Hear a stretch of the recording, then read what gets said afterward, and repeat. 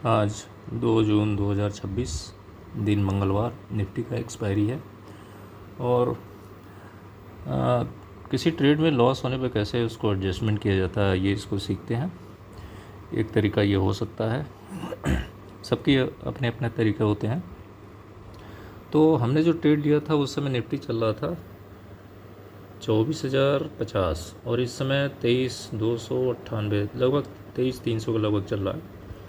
मतलब 700 point Nifty नीचे आ चुका है। हमने जहाँ निफ्टी चल रहा था 24,000 उससे 700 पॉइंट दूर एक पुट ऑप्शन बेचा था और उसको हेज करने के लिए पुट ऑप्शन ख़रीदा था। इसी तरीके से कॉल साइड में एक 700 पॉइंट दूर की कॉल ऑप्शन हमने बेचा था और उसको हेज करने के लिए कॉल ऑप्शन ख़रीदा था। हमने जो पुट साइड में बेचा था ऑप्शन वो 23,300 बेचा था और निफ्टी उसके नीचे आ चुका है, तो जाहिर सी बात है कि उसमें लॉस ज़्यादा होगा।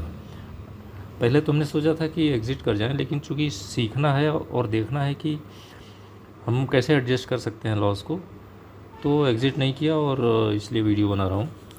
तो 23,300 के बजाय निफ्टी उसके नीचे 23,288 तक आ चुका है।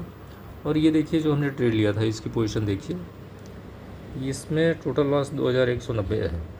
अब हमारी स्ट्रेटजी ये है, एक्सपायरी इसकी 9 जून तक है तो हम इसको 9 जून तक होल्ड कर सकते हैं।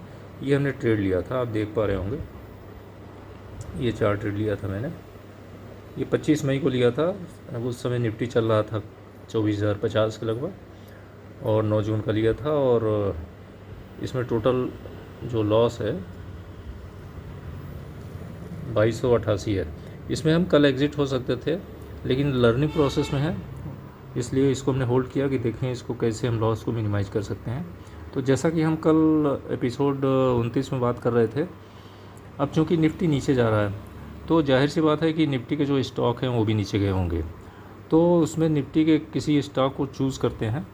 अब जैसे इसमें डिस्कवर, टॉप गेनर्स, लूजर्स, इसमें गेनर्स नहीं लूजर्स में आ जाए, ये लूजर्स। अब इसमें देखिए बजाज फाइनेंस, एनटीपीसी, ये सब आज बजाज फाइनेंस जैसे 2.7% गिरा है। एनटीपीसी, कोल, बजाज फिंसर, ये सब गिरे हुए हैं। तो इसमें हम जो बजाज फाइनेंस है ये गिरा है 2.7%, 8 से 64 रेट चल रहा है।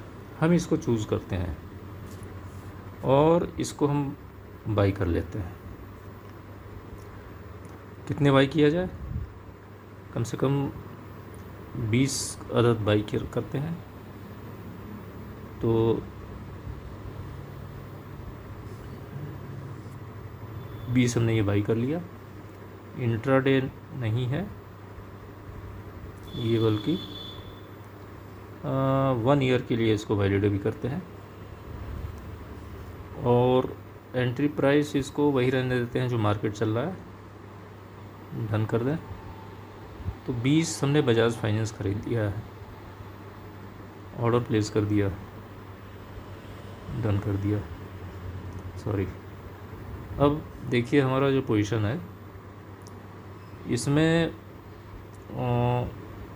जो 4 ट्रेड लिए थे उसके साथ साथ अब ये बजाज फाइनेंस का भी प्लस माइनस हमें दिखाएगा। बजाज फाइनेंस हमने इसलिए लिया कि ये सबसे ऊपर था, जो टॉप लूजर्स हैं आज की डेट में, और वैलिडिटी 1 ईयर रखा है। निफ्टी 50 का स्टॉक है, 1 साल में जाहिर सी बात है इसका थोड़ा सा आपको देखना पड़ेगा कि बैक हिस्ट्री क्या है। तो इसका परफॉर्मेंस अच्छा था और बहुत ही मजबूत कंपनी है, तो इसलिए इसको ले लिया।